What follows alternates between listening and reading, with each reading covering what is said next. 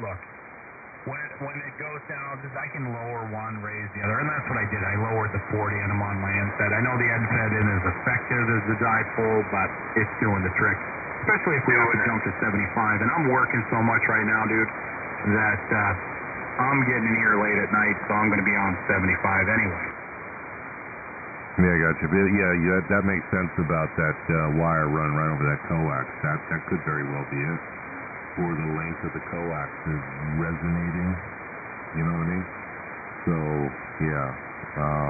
You may not have to do any more toroids or any of that stuff. You maybe just shorten the coax a few feet. I don't know. No, it's not the coax, and I got a RF, whatever.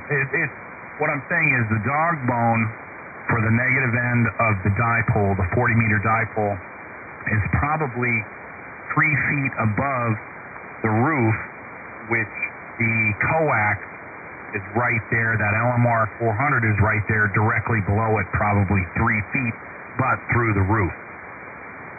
Close enough. That's all it takes. Yeah, because the ends of the antennas, because my 75 and my 40-meter antenna, they terminate the same end pole, you know, and they're only separated at best maybe 6 feet, but they go off at different directions, you know, almost 45 of each other. But yeah, the coax being right underneath it, if it's, you know, parallel with it, you know, it could be coupling to it. You never know.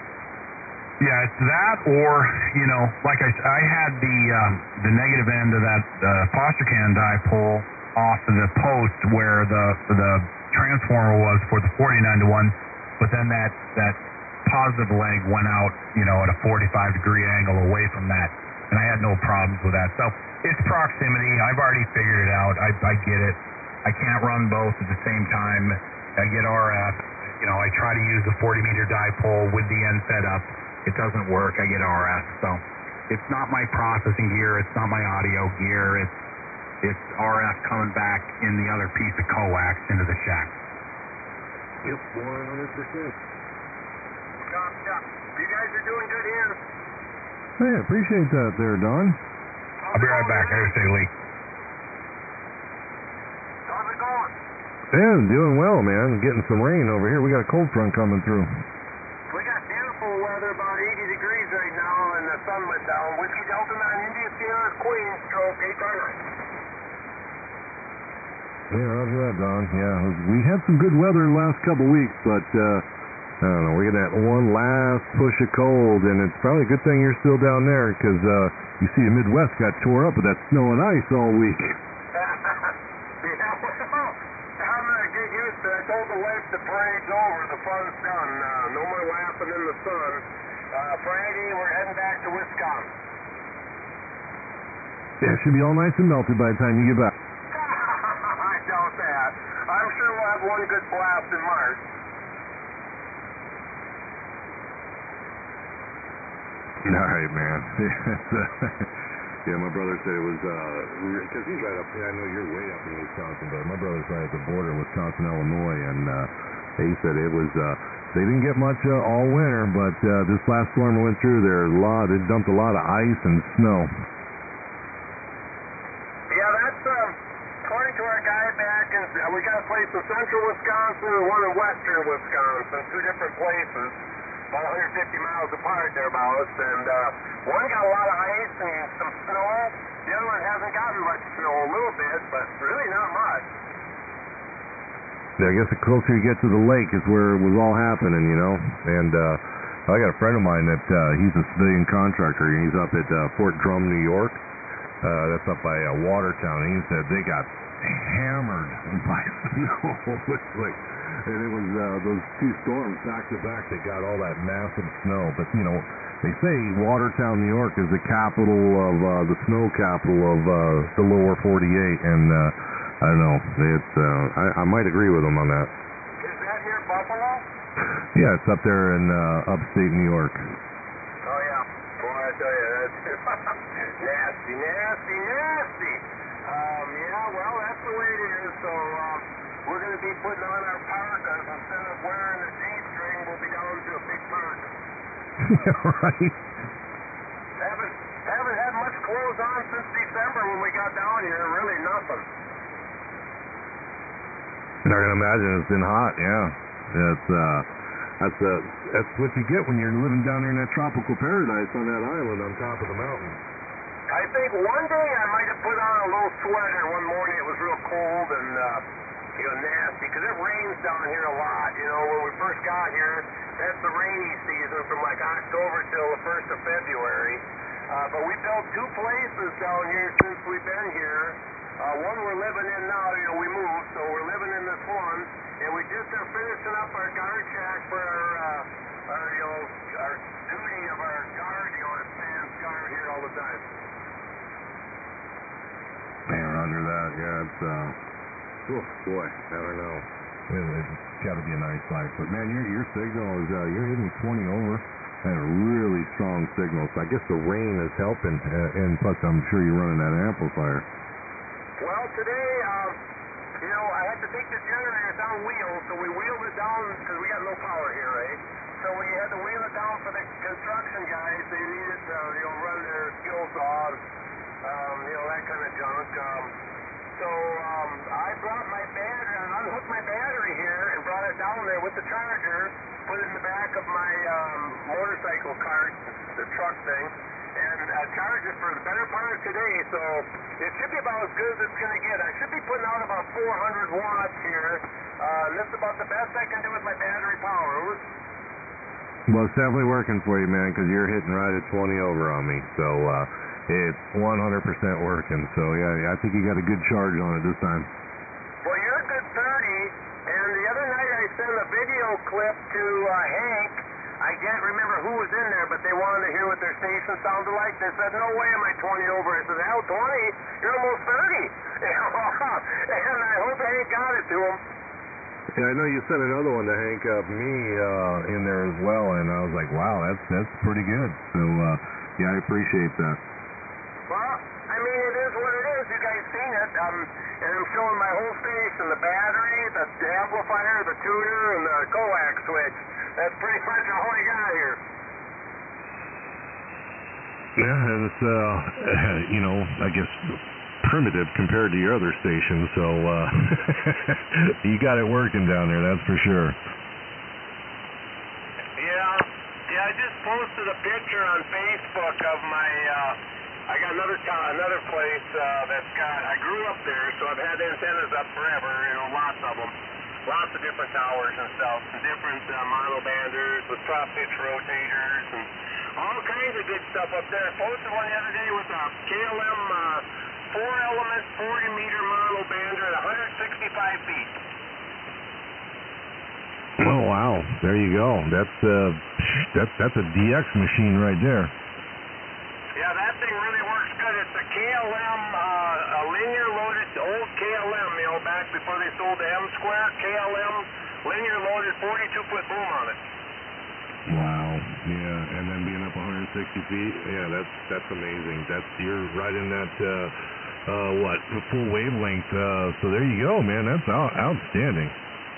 Yeah, that works good. We've tried different things, we got another monobander, 65-foot boom on 20 meters, and it's completely homebrew.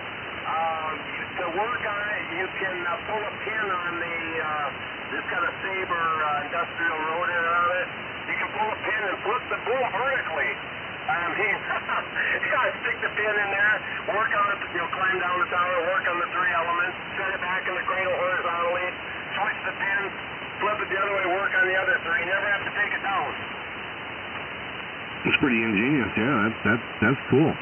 Yeah, I used to have collinear, another wire, just a dead wire that I would parasitic into, and I had it up, but I had to take it down to put my 75-meter antenna, but the legs of my 75-meter antenna are the same length as my 40 dipole, so I got one going, almost at about, maybe a 35-degree angle off of the antenna, and the other one going off in other directions, so I think it's still coupling to it and boosting my signal in those 2 directions, so, but the other wire I did have up, it's now underneath it, and so I'm getting that, good, what do you call it, co-phasing, I guess? Roger. Yeah, well, it's always fun playing with antennas. We got lots of them at the back. We call it the back 40s, the 40-acre field and full of towers. We got a 3-element 80-meter Yagi. Well, I shouldn't say that. Well, yeah, it's 3 elements. It's 3 elements. It's catenary about 140 feet up or so, and then the elements hang off of that horizontal catenary. So like 260 feet of wire on each loop, pretty much, thereabouts. Of course, a little different for the reflector and driven, but not much farther off than that. But 3 of them full babies hanging. Boy, is that pretty, and it really thunders with 1,500 watts. I bet it does, yeah. I know when you're at home, man, you don't need conditions. You make conditions. Because I've heard you when you got back home, and you're up a little bit higher on the band here, talking, doing that net. And I'm like, there ain't no way in hell I'm hearing you at that time of night. And it's like unbelievable strong. Yeah, that's. I usually run that net. I don't go to the back 40 for the net. It's about an hour, or not an hour. It's about a couple-minute drive from the location where I live there. I mean, well, I got a place there too, but I don't generally stay there because I got a different place. And that one I run a 3-element full-size Telrex from 1970, early 70s. That beam has been sitting in my haymow for about 30 or 40 years. Finally, I got the ambition to put it up about at 65 feet, so it's pretty much picture perfect, and that thing will outdo the 4-element at 165. Amazing, absolutely amazing. You have that other station set up to do, well, maybe not. I mean, you should probably try setting that up remote. So when you're down there, you can remote into it. Well, there's some talk about that. I'm not really savvy on it, but I got a good friend that is, and we're kind of getting ready to do something like that. The rotor controls have the ports on the RS-232 or whatever, so it's possible to turn an antenna from down here in Wisconsin. But it's awful cold up there, and I usually don't keep the heat on very warm when I'm down here, over. Oh, okay, yeah, I got you. Well, I mean, this winter would have been good because, most of the winter it was pretty warm up there. But yeah, you just, if you got issues with the internet, man, StarLink, man, it works phenomenal, and it doesn't draw too much amps. I think its max is like 45 amps to draw, or 4.5, I forgot. But yeah, it's real low power consumption, and it's they're designed to be off grid, and you can right there and remote right into your station up there. Yep. Well, we're working on getting that too. We had enough problems this move, and boy, we sure acquired a lot of junk. Man, not much radio equipment junk, but just living junk in the few years that we were at the other spot. But yeah, we're gonna get something here, maybe the StarLink or something with some little cameras on the place to have that go to our phones. Plus, we do have the guard. You almost need a guard here on site too, but he also does machete work.